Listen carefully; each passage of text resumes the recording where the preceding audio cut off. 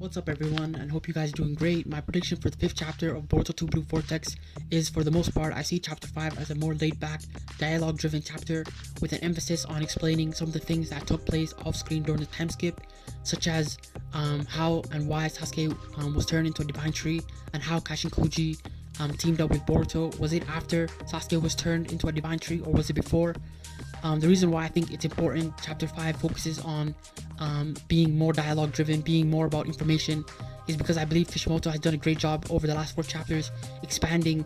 the Boruto series with a new set of villains. He's expanded on the Otsutsuki lore by giving the Ten Tails the ability to gain an ego, something that if you guys remember in Shippuden,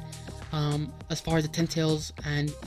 the Zetsus were concerned, you only had Black Zetsu who had an ego, who was someone who was like you would regard as like he was independent, like he had a mind of his own. But we found out that Black Zetsu was more on the karma side of things, and you could even argue that Black Zetsu was a foreshadow of karma, and that he was a karma of Kaguya and her will to be resurrected again. Whereas in Boruto 2 Blue Vortex, the Ten Tails and these new Clawgrimes, so to speak, they're not Zetsus in terms of resurrecting a Kaguya-like figure once again, but more so they want to be independent and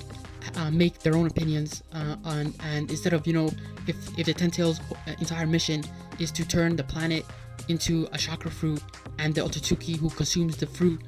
gains more power, I think this time around these new Ten Tails are going for their own interest, and the power that they seek is for their own power and not for the Otsutsuki, which is I think something that Kishimoto has done, and it's an interesting curveball, which is something I'm hoping in future chapters we get to look and expand on these theories. Another thing also I hope this chapter focuses on is also what is Code doing. Code is eventually, in my opinion, going to have to reinvent himself, because he's either going to have to become more of a sadistic villain, or he's going to have to just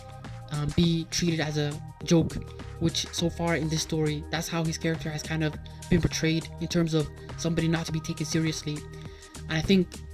just to kind of conclude this video, this chapter is going to be more of a breather, just to kind of give some space between all the action and dialogue that took place over the last 4 chapters, and also give us some clarity as to what happened to Sasuke, since chapter 4 ended with us finding out that Sasuke was turned into a divine tree,